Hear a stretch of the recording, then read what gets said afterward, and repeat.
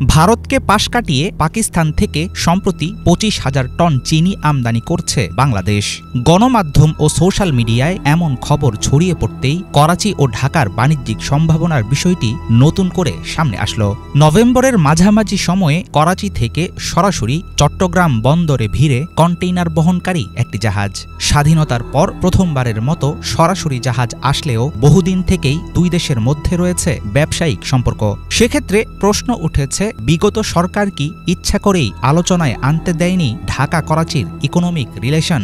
আর পাকিস্তান থেকে কোন কোন পণ্য আমদানি করে বাংলাদেশ? বাংলাদেশের স্বাধীনতার পর দুই দেশের মধ্যে বাণিজ্য শুরু হতে অনেক বছর লেগেছে। সাধারণত পাকিস্তান থেকে সরাসরি পণ্যবাহী কোনো জাহাজ চট্টগ্রামে আসত না। তৃতীয় কোনো দেশের বন্দর ব্যবহার করে আনা নেয়া করা হতো মালবাহী কন্টেইনার। পাকিস্তানি পণ্যবাহী জাহাজ প্রথমে শ্রীলঙ্কায় কন্টেইনার খালাস করত, এরপর জাহাজ বদল করে বাংলাদেশে আসত সেসব কন্টেইনার। তবে গত ১৩ই নভেম্বর নতুন করে কন্টেইনার বহনকারী জাহাজ চট্টগ্রামে আসার বিষয়টি ইঙ্গিত দিচ্ছে ভারতকে পাত্তা না দিয়ে আগের চাইতে উষ্ণ হয়ে উঠছে দুই দেশের সম্পর্ক।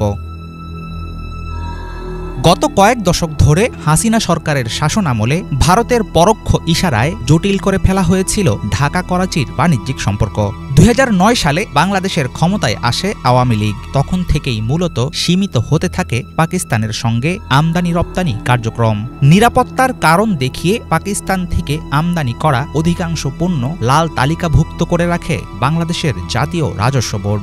অন্তর্বর্তী সরকার ক্ষমতায় আসার পর পাকিস্তানের অনুরোধে রেড লিস্ট থেকে বাদ দেয়া হয় দেশটির সব ধরনের পণ্য।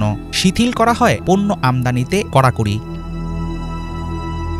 বাংলাদেশ ও পাকিস্তানের মধ্যে বেচাকেনা হয় বিভিন্ন ধরনের পণ্য। পাকিস্তান পররাষ্ট্র মন্ত্রণালয় প্রকাশিত তথ্য অনুসারে ২০২৩ সালে বাংলাদেশে প্রায় ৬৫ কোটি ডলারের পণ্য রপ্তানি করেছে পাকিস্তান।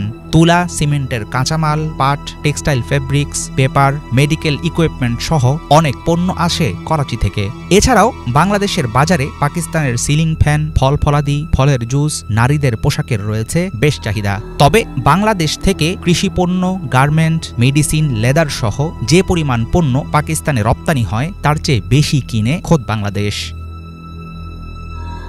ভারতের সাথে চলমান টানাপোড়েনের কারণে ব্যবসায়িক বিকল্প হাব হিসাবে পাকিস্তান সহ অনেক দেশের সাথে সম্পর্ক গড়ে তোলা এবং বিদ্যমান সম্পর্ক উন্নয়নে মনোযোগের বিষয়টি গুরুত্ব পাচ্ছে।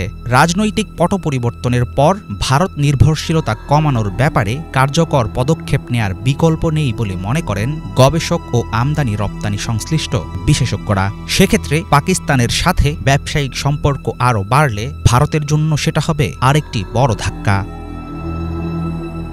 হাফিজুল ইসলাম, বাংলা ভিশন।